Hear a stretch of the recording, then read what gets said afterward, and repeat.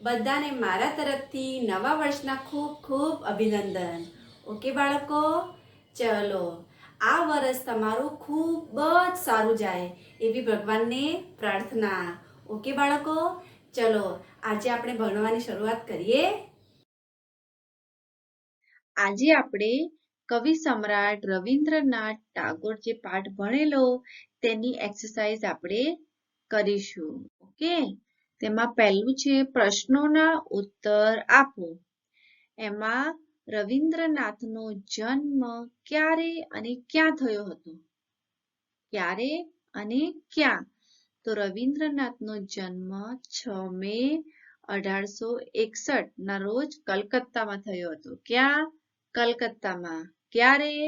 6 મે 1861 એટલે 6 મે 1861. ઓકે, ક્યાં થયો હતો? કલકત્તામાં. બીજું, રવિન્દ્રનાથના ઘરનું વર્ણન કરો. તેનું ઘર કેવું હતું? તો રવિન્દ્રનાથના જેનું ઘર કેવું હતું? એક ભવ્ય મહેલ જેવું હતું. મહેલ, જાણે આપણે ઘરમાં પ્રવેશીએ, ઘરમાં જઈએ ને તો શું લાગે? જાણે મહેલ છે. તેમના ઘરમાં મોટા મોટા ઓરડા, રૂમ જે હતા એ કેવા મોટા મોટા હતા. બાળકો, પહેલાના જમાનામાં છે ને રૂમ ખરેખર બહુ મોટા હતા અને એટલે એને ઓરડા પણ કહેવામાં આવતા હતા. આજે આપણે શું બોલીએ છીએ? રૂમ, પરંતુ પહેલા ઓરડા કહેતા હતા. ચોક અને ઊંચા ઊંચા મિનારા પણ હતા. ઘરની આગળ મોટો બગીચો હતો. શું? ગાર્ડન, બગીચો. રવિન્દ્રનાથને એકલવાયું કેમ લાગતું હતું? કેમ? એમને તો બધા હતા, મમ્મી પપ્પા, તો પણ તેમને કેમ એકલવાયું લાગતું હતું? તો રવિન્દ્રનાથને એકલવાયું લાગતું હતું કારણ કે તેમને ઘરમાં જ પુરાઈ રહેવું પડતું હતું. કોઈ તેમને બહાર મોકલે નહીં. જે કરવું હોય ઘરમાં. હવે રવિન્દ્રનાથના મિત્રો કોણ કોણ હતા? મિત્રો કોણ કોણ હતા એમના? તો બારી બહાર દેખાતા નૈસર્ગિક દ્રશ્યો. કેવા નૈસર્ગિક દ્રશ્યો? કુદરતી દ્રશ્યો, નદી, તળાવ, ખેતર, વૃક્ષો, વેલાઓ, પક્ષીઓ, સૂર્ય, ચંદ્ર, વાદળો વગેરે રવિન્દ્રનાથના મિત્રો હતા. હવે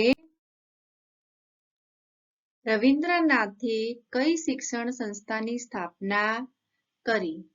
રવિન્દ્રનાથે શાંતિ નિકેતન નામની શિક્ષણ સંસ્થાની સ્થાપના કરી.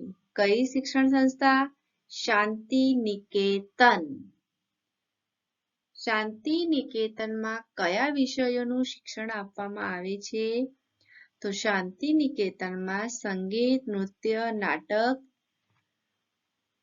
શિલ્પકલા, ચિત્રકલા, ભાષા વગેરે વિષયોનું શિક્ષણ આપવામાં આવે છે. કયા કયા? સંગીત હોય, મ્યુઝિક, પછી નૃત્ય, નાટક, શિલ્પકલા, ચિત્રકલા, ભાષા વગેરેનું શિક્ષણ આપવામાં આવે છે. ક્યાં? શાંતિ નિકેતનમાં. કૌંસમાંથી યોગ્ય શબ્દ પસંદ કરી ખાલી જગ્યાઓ પૂરો. કૌંસમાં બધા શબ્દો આપેલા છે. આમાંથી કઈ ખાલી જગ્યામાં કયો શબ્દ આવશે તે તમારે વાંચીને આમાંથી કરવાનું છે. પહેલું છે ખાલી જગ્યા. રાષ્ટ્રગીત રવિન્દ્રનાથ ટાગોરે લખ્યું છે. કયું રાષ્ટ્રગીત? જન ગણ મન. કે સરસ. પછી બીજું, રવિન્દ્રનાથનો જન્મ બંગાળ રાજ્યના કયા શહેરમાં? કોલકાતા શહેરમાં થયો હતો. ત્રીજું, રવિન્દ્રનાથને ખાલી જગ્યા કાવ્ય સંગ્રહ માટે ખાલી જગ્યા પારિતોષિક મળ્યું. તો કયું કાવ્ય સંગ્રહ? ગીતાંજલિ. અને નોબેલ પારિતોષિક મળ્યું. કયું? નોબેલ. રવિન્દ્રનાથે ખાલી જગ્યા નામની શિક્ષણ સંસ્થાની સ્થાપના કરી. કઈ શિક્ષણ સંસ્થા? હાલ જ મેં તમને કહ્યું હતું, શાંતિ નિકેતન. કઈ? શાંતિ નિકેતન. ઓકે. હવે શબ્દોના લિંગ ઓળખીને લખો. આપણે લિંગ ઓળખવાના છે. ઓકે, પહેલું છે મહેલ. તો બોલો મહેલ કેવો? તો પુલ્લિંગ થશે ને. પછી ઓરડો. ઓરડો પણ આવી રીતે થશે. ઓરડો કેવો? ઓરડો કેવું? એમ તો ના વંચાય. તો પુલ્લિંગ. હવે છે કુટુંબ. તો કુટુંબ કેવું? એમ આપણે કહી શકીએ છીએ. તો નપુંસકલિંગ. અને નદી. નદી કેવો? નદી કેવું? થાય ના. નદી કેવી? તો સ્ત્રીલિંગ. ઓકે. નીચેના શબ્દોના સમાનાર્થી અને વિરુદ્ધાર્થી શબ્દો લખો. આ બાજુ સમાનાર્થી અને આ બાજુ વિરુદ્ધાર્થી. તો દિવસનો સમાનાર્થી શું થશે? દિન. શું થશે? દિન. પરંતુ એનો વિરુદ્ધાર્થી રાત. પરિચિતનો સમાનાર્થી ઓળખીતું કોઈ હોય ને કે હા હું આનાથી પરિચિત છું. આ મને ઓળખે છે. હું આને ઓળખું છું. ઓળખીતા. અને આ છે એનો વિરુદ્ધાર્થી અપરિચિત, જે ઓળખતું ના હોય. નૈસર્ગિક તો કુદરતી. શું છે? નૈસર્ગિક તો કુદરતી. અને એનો વિરુદ્ધાર્થી અનૈસર્ગિક. જીત તો વિજય. મારી જીત થઈ, મારો વિજય થયો. અને આમાં છે હાર. કેમ હાર? કેમ કે આપણે વિરુદ્ધાર્થી લખ્યો એટલે હાર. બરાબર? હવે બાળકો